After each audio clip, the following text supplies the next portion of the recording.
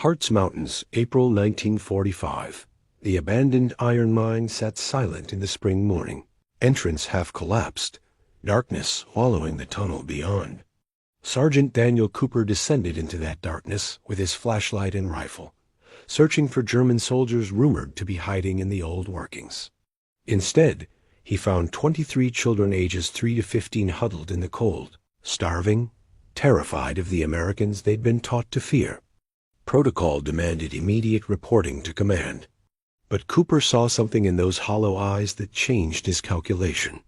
What he did in the next 6 hours, before anyone knew those children existed, would determine whether they lived or died.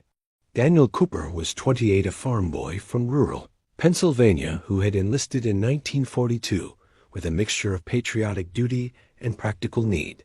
The farm wasn't big enough to support him and his 3 brothers, and the Army offered steady pay plus the chance to see the world beyond Lancaster County. He had seen more of the world than he'd bargained for. North Africa first, where sand and heat taught him that war was mostly discomfort punctuated by terror. Then Sicily, then Italy, grinding up the peninsula through mud and mountains. Finally France, crossing into Germany in early 1945 as the regime's forces collapsed and the war entered its final chaotic phase. Cooper had been promoted to sergeant after his squad leader was wounded at the Rhine crossing. The promotion came with responsibility he hadn't asked for, leading 12 men, making decisions that determined whether they lived or died, carrying the weight of their survival on shoulders that still felt too young for such burden. By April 1945, his unit was advancing through the Hartz Mountains in central Germany, mopping up scattered resistance, securing towns, searching for German soldiers who hadn't yet surrendered. The work was dangerous in unpredictable ways. Most German units were surrendering peacefully, but occasionally fanatic holdouts would ambush American patrols, leading to firefights that felt particularly senseless this close to the war's obvious end. Cooper's squad had been assigned to search a cluster of abandoned mines outside the town of Stolberg. Intelligence suggested German soldiers might be using the mines as hiding places, stockpiling weapons, or planning guerrilla resistance. The mines were extensive iron ore workings that dated back centuries, honeycomb tunnels extending deep into the mountain. The assignment was straightforward: search the mines, capture or eliminate any enemy combatants, secure any weapons caches, report findings to battalion command. Cooper divided his squad into 3 teams of 4, each taking a different mine entrance. He took the northernmost shaft, a narrow opening leading into darkness. The timber supports weathered and questionable. His team consisted of Private Tommy Walsh from Boston, Corporal James Martinez from New Mexico, and Private First Class Robert Chon from San Francisco. Good men, experienced, reliable under pressure. They entered at dawn on April 18th, flashlights cutting the darkness, weapons ready, moving cautiously through tunnels that smelled of damp earth and old iron. The tunnel descended at a gentle angle, roughly hewn rock walls showing pickaxe marks from decades or centuries of mining. Side passages branched off, creating a maze that would be easy to get lost in without careful attention to navigation. Cooper marked their path with chalk, standard procedure for underground search. They had penetrated perhaps 200 yards when Martinez stopped, holding up his fist the signal for silence and halt. Everyone froze. Martinez pointed ahead, gesturing to his ear. Sound, voices, quiet, but definitely voices coming from deeper in the mine. Cooper moved forward carefully, weapon ready, flashlight dimmed. The voices became clearer German, definitely, but something about the tone was wrong for soldiers. Higher pitched, frightened rather than alert. The tunnel opened into a larger chamber, probably a staging area, where ore had been sorted before transport to the surface. Cooper's flashlight swept the space and stopped. Children. Everywhere. 23 of them by quick count, ranging from toddlers to teenagers. They huddled together in the center of the chamber, wrapped in blankets and rags, eyes wide with terror as the American soldiers' lights illuminated them. The oldest, a boy of perhaps 15, stood in front of the younger ones, arms spread protectively, despite obviously being terrified himself. He spoke in German, words tumbling out rapid and desperate. Martinez, who spoke some German from his grandmother, translated haltingly. He says, "Please don't hurt them. They're just children. They're hiding from the fighting. Please don't hurt the little ones." Cooper lowered his weapon and stepped forward slowly, hands visible, trying to project calm he didn't feel. The situation was completely outside his training or experience. He'd been prepared for German soldiers, for weapons caches, for ambushes, not for 24 terrified children hiding in a mine. "Tell him we're not going to hurt anyone," Cooper said to Martinez. "Ask him what they're doing here." The exchange took several minutes. The boy's German was too rapid for Martinez's limited vocabulary, requiring repetition and simplification. But gradually the story emerged. The children were orphans or had been separated from families during the chaos of the war's final weeks. Some had lost parents to bombing. Others had been evacuated from cities and never reconnected with families. A few had parents who were soldiers, location unknown. They had gathered in Stolberg under the care of a local woman who had been feeding them and providing shelter. 3 days ago, as American forces approached, the woman had hidden them in the mine. She told them to stay quiet, stay hidden, that she would return with food. She never came back. Whether she had been taken, harmed, or simply fled, no one knew. The children had been in the mine for 3 days with minimal food and no adult supervision. Cooper looked at the faces staring at him. Hollow eyes, gaunt cheeks, clothes too thin for the cold dampness of the mine. The youngest, a girl perhaps 3 years old, was crying quietly, held by an older girl who was maybe 10. Several children were coughing deep, wet coughs that suggested respiratory infection from the cold and damp. "Jesus Christ," Walsh muttered. "They're starving." Cooper's mind raced through protocols. He needed to report this to command. They would send civil affairs officers, arrange for the children to be taken to a displaced persons camp, process them through the system designed to handle the millions of refugees and orphans the war had created. But that process took time. Hours minimum, possibly days if communication was slow or command was occupied with military priorities. In the meantime, these children were cold, hungry, and sick. The youngest looked like they might not survive another day in these conditions. Protocol said report immediately. Humanity said something different. Cooper made a decision that would violate regulations but satisfy conscience. We're not reporting this yet. First, we're getting these kids warm and fed. Then we'll figure out the official channels. Chun looked uncertain. "Sarge, we're supposed to report any civilians immediately, especially in contested areas. I know what we're supposed to do, but look at them. That little girl is hypothermic. Half of them are sick. If we report now and wait for civil affairs to send someone, some of these kids will die before help arrives. We're going to help first, report second. Command's going to be pissed. Let them be pissed. I'd rather face discipline than live with knowing we left children to die while we followed procedure." Cooper's plan was simple, but would require careful execution. They would evacuate the children from the mine, take them to an abandoned building in Stolberg. His squad had cleared the previous day, get them warm, and fed, provide basic medical care, and only then report their existence to command. The delay would be 6 hours maximum, enough time to stabilize the children, but not so long that the absence would cause problems with the squad's patrol schedule. The first challenge was moving 23 children through 200 yards of mine tunnel and then half a mile through contested territory. The children were weak, some barely able to walk. The youngest would need to be carried, and they had to move quietly. There were still German holdouts in the area who might engage an obvious civilian convoy. Cooper organized it like a military operation. Martinez and Walsh would lead, carrying the 2 youngest children. Cooper would be in the middle, keeping the group together. Chun would bring up the rear, watching for stragglers. The older children would help the younger ones, moving in pairs. The 15-year-old boy, his name was Hans, agreed to help organize the others. Despite obvious fear of the American soldiers, Hans understood they were offering help rather than harm. He spoke to the children in German, explaining they needed to follow the soldiers, stay quiet, stay together. The evacuation from the mine took 40 minutes.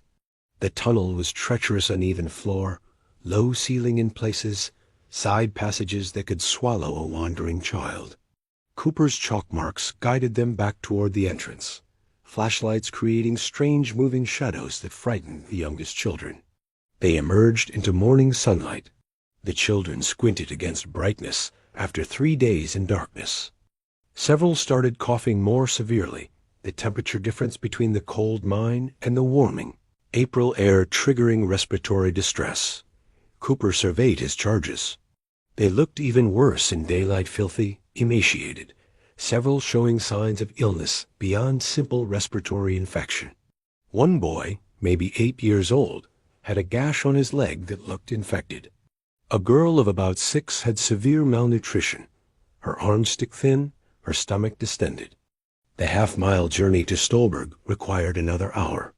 They moved slowly, stopping frequently for the weakest children to rest. Cooper's squad maintained perimeter security watching for German soldiers, ready to engage if necessary, but hoping to avoid combat that would further endanger the children. They reached the abandoned building without incident, a former school, damaged by artillery, but structurally sound, with several intact rooms, including a kitchen with a functioning stove and a large classroom that could house all the children. Once inside, Cooper began executing the second phase of his plan: stabilize the children enough that they could survive official processing. This required warmth, food, and basic medical treatment. Walsh got the stove working. Chun and Martinez distributed blankets from the squad as supplies intended for the soldiers but more needed by the children.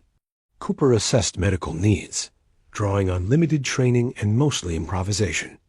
The immediate priorities were hypothermia in the youngest children, dehydration in all of them, and the respiratory infections that threatened to become pneumonia.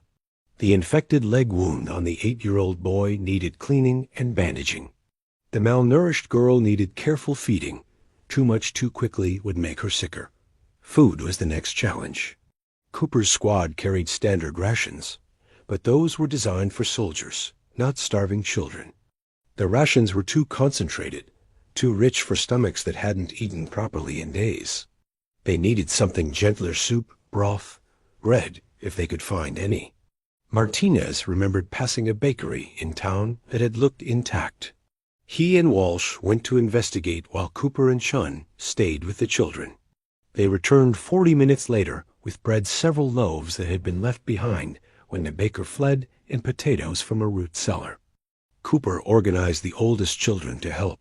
Hans showed leadership, directing the other teenagers in preparing food, distributing blankets, helping the youngest stay calm. A 14-year-old girl named Greta, who had some nursing training from youth service, helped Cooper assess medical needs and prioritize treatment. They made soup from potatoes and water, simple but warm and gentle on damaged digestive systems. They cut the bread into small pieces, rationing it carefully. They boiled water for drinking, ensuring it was safe. They created sleeping areas with blankets, grouping children by age. The transformation was immediate, if not dramatic. Warm food in stomachs, warm blankets on bodies, adult supervision that promised safety. The children began to relax, though fear remained visible in how they startled at sudden noises or watched the soldiers' weapons warily. Cooper sat with Hans, using Martinez's halting German to communicate. He learned more about each child: names, ages, what had happened to their families. The stories were variations on a theme: bombing, separation, loss, survival. These were the war's collateral damage, children whose only crime was being born in the wrong place at the wrong time. What will happen to us? Hans asked through Martinez's translation. "You'll be taken care of," Cooper said. "There are camps for displaced persons, organizations that help find families or provide homes. You won't be left alone. Will we be punished for being German?" The question stopped Cooper.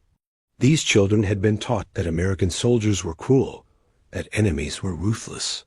They had been hiding in a mine, not just from fighting, but from what they believed Americans would do to them. "No, you're children. You didn't start this war. You'll be treated fairly." Hans looked skeptical, but seemed to want to believe. That was something, at least. By noon, the children were stabilized, not healthy, but no longer in immediate danger. Cooper knew he had to report soon. His squad's patrol was due back to battalion by 1500 hours. If they were late without explanation, command would assume they'd encountered problems. Search parties might be sent. The situation would become more complicated the longer he delayed. But Cooper also knew what would happen when he reported. Civil affairs would be notified. Transportation would be arranged. The children would be moved to a DP camp overcrowded, understaffed, overwhelmed by the millions of displaced persons Germany had created. These 23 would become numbers in a system struggling to cope with catastrophic human displacement. In that system, the sick ones might not get proper medical care. The youngest might not receive adequate attention. They would be processed, cataloged, placed in holding until permanent solutions could be found. They would survive, probably, but they wouldn't thrive. Cooper thought about the infected leg wound on the 8-year-old, about the malnourished girl who needed weeks of careful feeding, about the 3-year-old who had cried herself to sleep in Greta's arms, finally feeling safe for the first time in days. These children needed more than processing. They needed care. An idea formed. Risky, probably against regulations, but possibly the best solution for these specific children. He called his squad together. "Here's what I'm thinking. My brother's unit is stationed in Hildesheim, about 30 miles north. They're running a medical evacuation hospital, real doctors, nurses, proper facilities. If we could get these kids there instead of into the DP camp system, they'd get better care." "How would we do that?" Walsh asked. "We report the discovery, but request medical evacuation to Hildesheim instead of transportation to the nearest DP camp. We emphasize the medical needs, the hypothermia, the malnutrition, the respiratory infections. We make the case that these children need hospital care, not camp processing." Chun frowned. "That's not standard procedure. Civil affairs handles displaced persons, not medical units. Standard procedure is designed for adults who can survive camp conditions. These kids can't. Half of them are sick enough that camp conditions might finish what the war started. We need to get them proper medical care first, then worry about official processing." "You're going to call in a favor from your brother?" "That's exactly what I'm going to do. He owes me anyway. I covered for him when we were kids, and he broke Dad's tractor." The squad agreed. They had all seen the children's condition. They all understood that bureaucratic processing might not serve these particular children well. If Cooper could arrange better care, they would support the deviation from procedure. Cooper used the battalion radio to contact his brother's unit. Captain Michael Cooper, medical officer with the 102nd Evacuation Hospital in Hildesheim. The conversation was careful military radio, wasn't private, and Cooper needed to make his request seem like standard medical emergency rather than attempt to circumvent official channels. "This is Sergeant Cooper, 3rd Battalion, requesting medical evacuation for civilian casualties. 23 children, ages 3 to 15, rescued from abandoned mine. Multiple cases of severe malnutrition, suspected pneumonia, infected wounds, hypothermia. Requesting immediate medevac to nearest hospital facility with pediatric capacity." Michael's voice came back, recognizing his brother, but maintaining professional tone. "Copy that, Sergeant." Describe medical conditions in detail. Cooper went through each child's condition, emphasizing the severity, making clear these were not routine DP cases, but legitimate medical emergencies requiring hospital care. Michael asked clarifying questions, establishing medical justification for hospital admission rather than camp transfer. Finally, approved for medical evacuation. Ambulances will arrive at your location by 1600 hours. Prepare patients for transport. We'll handle them as priority medical cases. Cooper felt relief wash through him. This would work. The children would get proper care. By the time civil affairs got involved, the children would already be in hospital custody, receiving treatment, becoming medical cases rather than administrative problems. He reported the situation to battalion command with careful emphasis on medical emergency rather than DP discovery. Command approved the medical evacuation. Sick children were a humanitarian issue they wanted handled quickly and well, especially with war's end approaching and attention turning to reconstruction and occupation governance. The ambulances arrived at 1600 hours, 3 vehicles with medical personnel, supplies, and the authority to admit patients to military hospital facilities.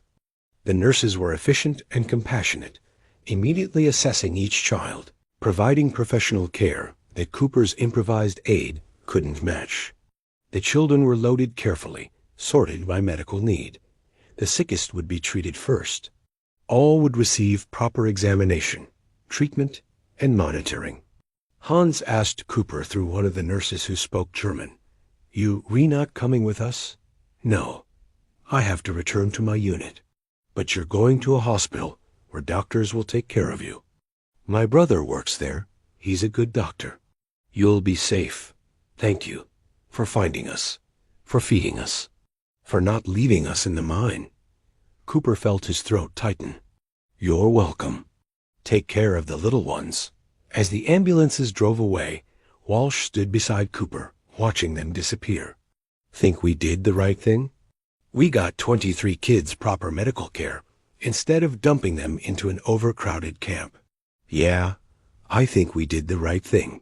Command is probably going to have questions about why we delayed reporting and why we routed them to Hildesheim instead of the nearest DP facility.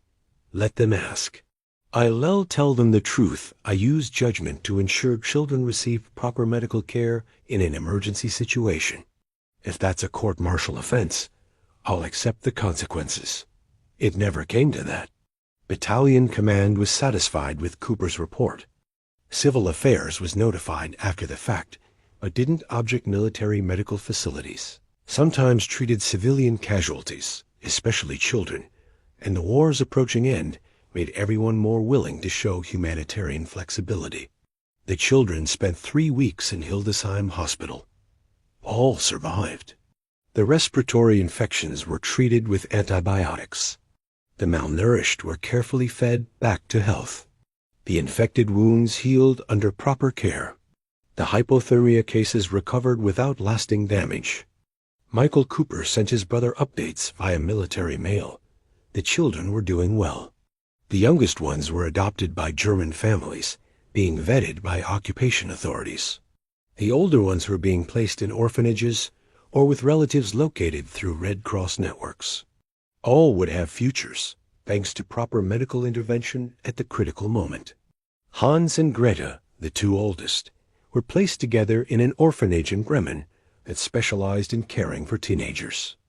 They maintained contact with Michael Cooper, sending occasional letters thanking him for the care they'd received. In one letter, Hans wrote in improving English, "Dear Captain Cooper, we are writing to thank you and your brother for saving our lives. When we were in the mine, we thought we would die there. We were cold and hungry and frightened. Then your brother found us and did something remarkable. He didn't just report us. He helped us first. Many soldiers would have followed rules without thinking about what children needed. Your brother saw we needed food and warmth and care before we needed processing.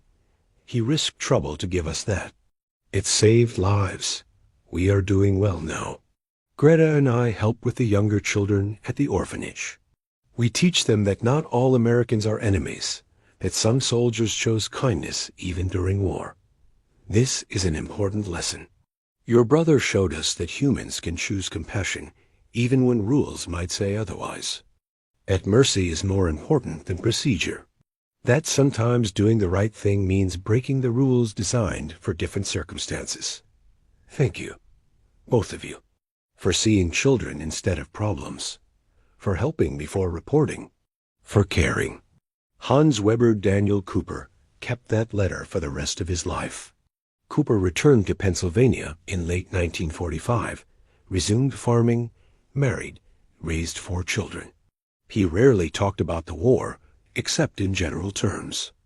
But he kept a folder of letters updates from Hans and Greta, notes from his brother about the children's progress, a commendation from Battalion Command for exemplary conduct in providing humanitarian aid to civilian casualties. 1962, 17 years after the war, Cooper received a letter from Germany. Hans Weber, now 32, had tracked him down through military records and his brother's contact information. Dear Sergeant Cooper, I don't know if you remember me.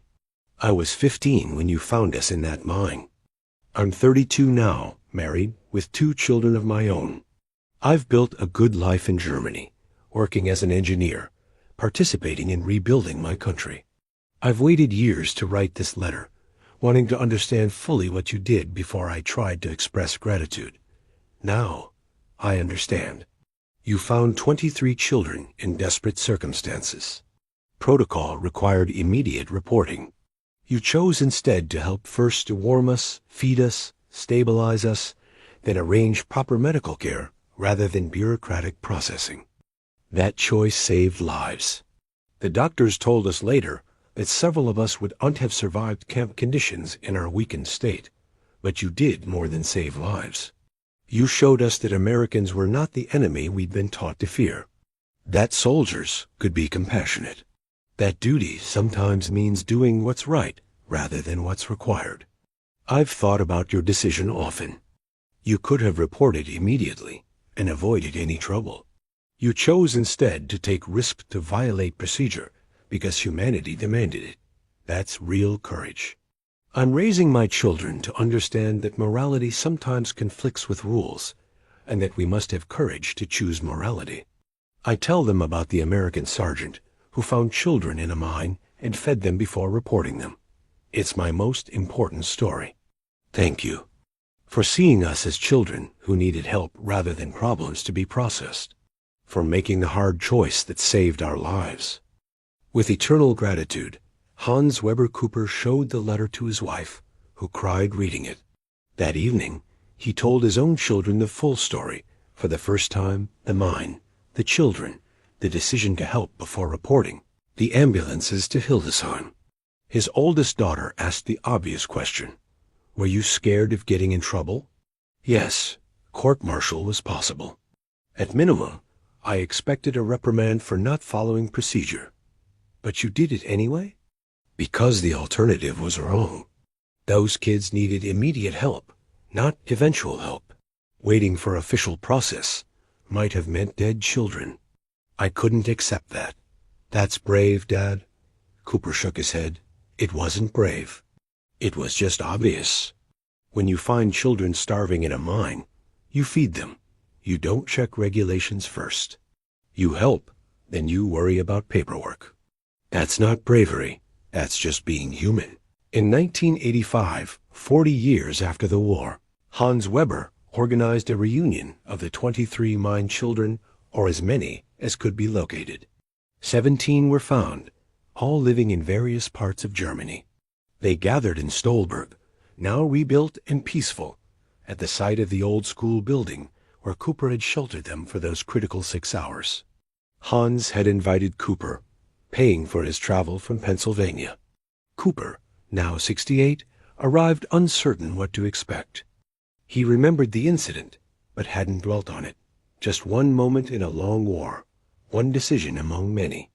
The 17 survivors gathered to tell him what that decision had meant. Greta, now 55, had become a nurse inspired, she said, by the care she received at Hildesheim. She had dedicated her career to caring for children, particularly orphans and refugees. You showed me that medicine was about more than procedure. It was about doing what patients needed, even when that conflicted with official process. One of the younger children, now 48, had become a teacher specializing in refugee education. I remember being so cold and scared in that mine. Then you came and made us warm and safe. That taught me that even in the darkest times, someone might help. I try to be that person for refugee children now. Another had joined civil affairs in the German government, working specifically on humanitarian policies. Your decision to prioritize care over procedure influenced how I approach policy. Sometimes rules designed for general cases don't fit specific circumstances. Humans need judgment to recognize those moments. They shared stories of their lives, families raised, careers built, contributions made to rebuilding Germany. 17 survivors of 23 found, all living productive lives, all carrying memories of an American sergeant who chose to feed them before reporting them. Hans spoke for the group. You might see what you did as a small thing. 6 hours, some bread and soup. A phone call to your brother. But those 6 hours were the difference between life and death for some of us.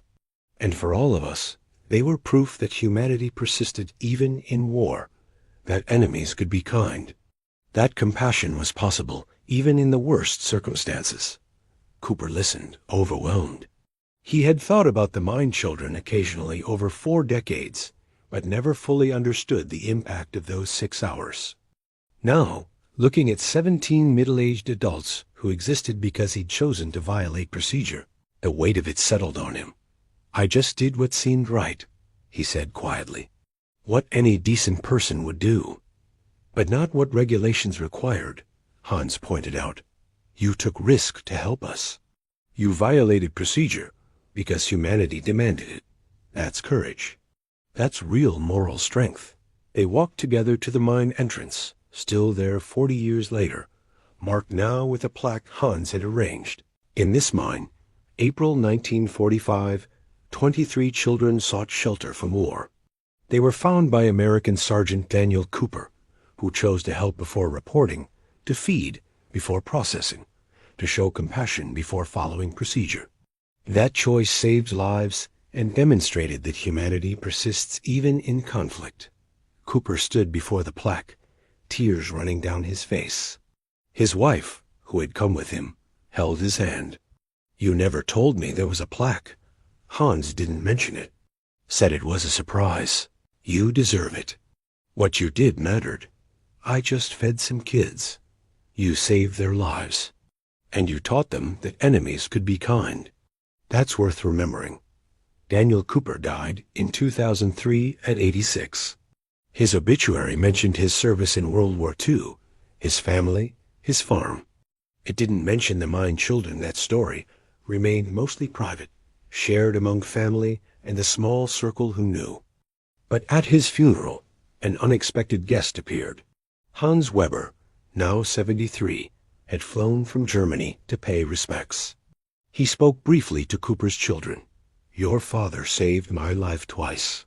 First physically by feeding us when we were starving. Second morally by showing me that humans could choose compassion even toward enemies. The first gave me years. The second gave me purpose. He was a great man. Cooper's oldest son asked, why did the story matter so much to you? Not to diminish what Dad did, but it was 6 hours of his war. Why did it define yours? Hans thought carefully before answering. Because in those 6 hours, your father made a choice that revealed something essential about humanity.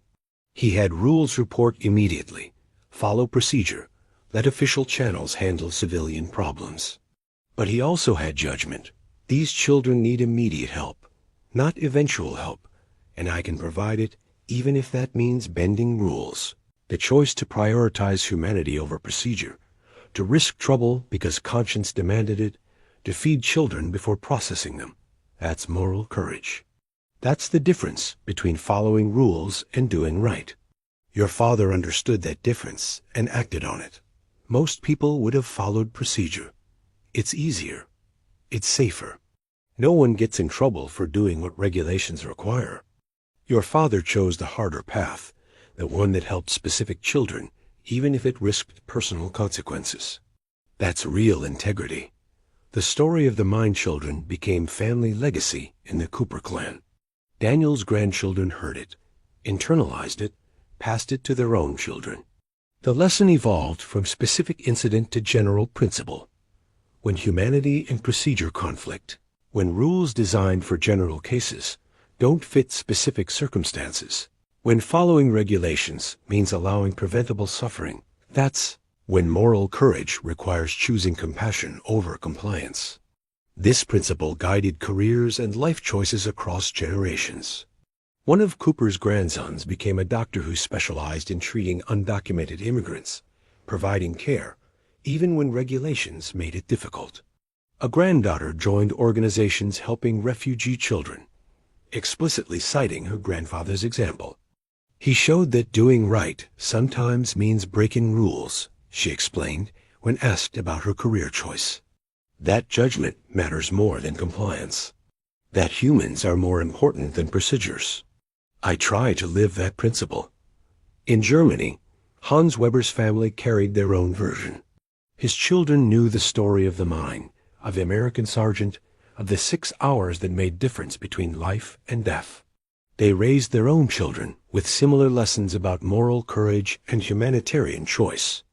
When Hans died in 2015 at 85, his funeral program included the story and a photograph of the plaque at the mine entrance. His obituary credited an American sergeant's compassion in 1945 with giving him life and teaching principles he spent 70 years trying to embody. The mine itself became a small memorial site. Local historians documented the story. Students visited as part of learning about war's human cost and aftermath. The plaque was maintained, restored when weather damaged it, surrounded eventually by other memorials to war's victims and survivors. What began as one sergeant's decision to feed children before reporting them, to prioritize immediate need over procedural compliance, to take personal risk for humanitarian purpose, became a teaching story about moral courage and the choices that define character. Daniel Cooper probably never understood the full impact of those 6 hours. He saw it as obvious children were starving, so you fed them. Protocol could wait. Paperwork could be handled after immediate needs were met. This seemed to him like simple common sense, not heroism. But that's often how real moral courage works. It doesn't announce itself as heroism. It presents as obvious response to immediate circumstance. Cooper looked at 23 starving children and made the only choice his conscience would allow. That it violated procedure was regrettable but irrelevant. The children needed help now, not eventually. That simple prioritization, humanity first, procedure second, saved lives and demonstrated a principle worth preserving. That rules exist to serve human welfare, not vice versa. That judgment must sometimes override compliance. That moral courage means choosing right over easy. One sergeant, 23 children, 6 hours. One decision to help before reporting, to feed before processing, to prioritize humanity over procedure. That choice echoed across 70 years through 2 families across an ocean, teaching generations that sometimes the most important thing we do is recognize when rules do and serve the humans they were meant to protect, and have courage to choose compassion over compliance. The mine stands silent now, empty, safe. A memorial plaque marking where 23 children once hid, where an American sergeant once made a choice that proved humanity persists even in war. That compassion survives even chaos, that individual judgment can matter more than institutional procedure. And in Germany and America, descendants of those 23 children who wouldn't exist if Cooper had followed regulations rather than conscience, carry forward the lesson their ancestors learned in a dark mine in April 1945. When you find people who need help, you help them. You don't check procedure first. You don't wait for official approval. You help, then you worry about paperwork. That's not heroism. That's just being human. But sometimes, being human is exactly what's required.